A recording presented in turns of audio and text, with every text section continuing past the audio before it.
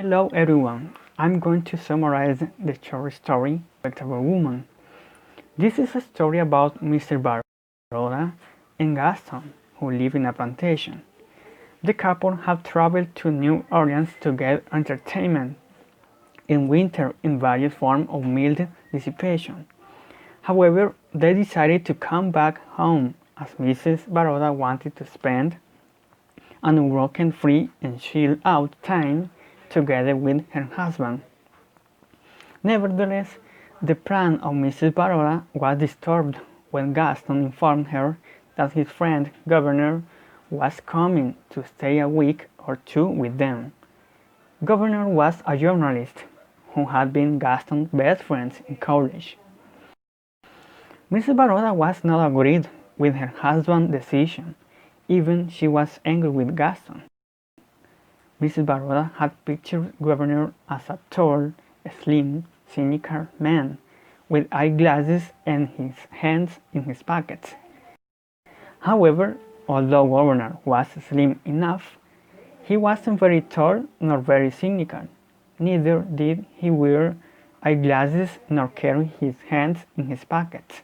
Even when Mr. Baroda met him, at the first time she liked him. Once Governor came to the couple's house, he sat mute and receptive before Mr. Baroda's cherry eagerness of making him feel at home and Gaston's hospitality. His manner was so courteous toward Baroda, but he made no direct attention to her. Later, after settling in the house, Governor sat with Gaston in the shade of one of the pillars outside the house. They talked about their life experiences after and before the college. Governor was amazed by the life of Gaston. Even he did not reject to go to fish and kill grosbeak when Gaston proposed him. Governor's personality had puzzled Mrs. Baroda, as she could not understand Governor's mood. After a few days, Baroda felt so drawn and interested on Governor that she accompanied him to his walks to the mirror and along the bathroom. She was so confused and overwhelmed by the presence of Governor, so that when she and Gaston was making a little bit of a toil sociably, she asked Gaston to get Governor out their home. Gaston couldn't understand Baroda's mood. He tried to convince her to let Governor in the house, but Baroda did not want Governor close to them anymore. However, one night, when Baroda was sitting upon a bench beneath a live oak tree in the gravel walk, she heard some footsteps and saw a red point of a lighted cigarette. It was Governor. As soon as he saw Baroda, he sat beside her and gave her a scarf which Gaston had sent her, and began to talk about the wind, the stars, and the old college days when he and Gaston had been a good deal to each other. While Governor was talking, Baroda's physical being was for the moment predominant. She was not thinking of his word, only drinking in the tones of his voices. She wanted to reach out his hand in the darkness and touch him with the sensitive tips of her fingers upon the face of the lips. However, her pride as a respectable woman made her draw away from him. She arose and left him alone. When Baroda entered to the house, she was attempting to tell Gaston her feelings towards Governor. But, as a respectable woman, she decided to fight against those feelings by herself. Besides, in the morning, Baroda departed in train to the city. She didn't return to home until Governor was gone from under her roof. But in summers, Gaston tried to persuade Baroda to let his friend visit them, but Baroda always rejected the proposal. Finally, one day before the year ended, she proposed from herself to have Governor visit them again. Gaston was surprised and happy that Baroda had overcome her dislike toward Governor after the years. Now, I'm going to tell you my perception about the story.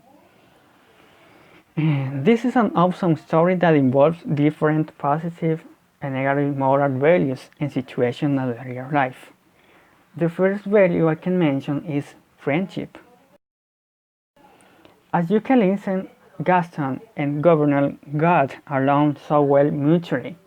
Gaston was quite confident with Governor, so that he received him with hospitality and respect, even having his wife in home. He didn't know if Governor was a thief or a wife stealer.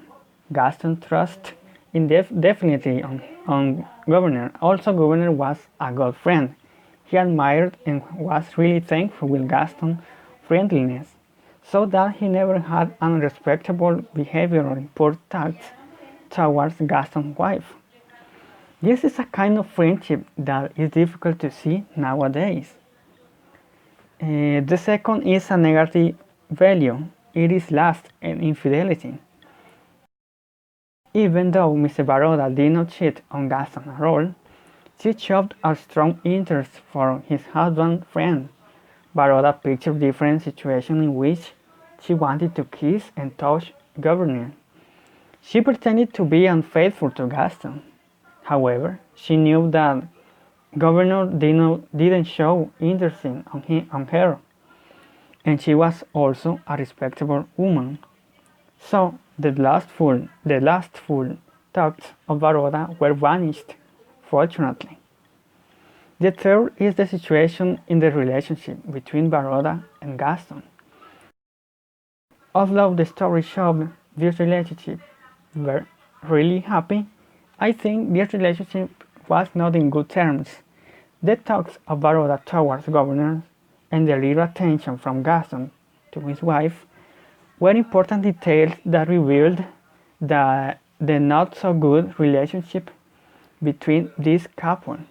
Even when Baroda had the lustful thoughts, she didn't feel confident enough to tell Gaston her situation. The last value is will and respect. Beyond the mutual respect between Gaston and Governor, Mr. Baroda showed respectful toward his husband. Although she was so confused with her feelings toward Governor, she was able to overcome by herself her situations. She didn't let be seized by her thoughts and fleshly desires. She was a good example for the future wives. In general, she showed how a respectable woman could fight with will against her thoughts. This is all the summaries in my analysis. Thank you for your attention.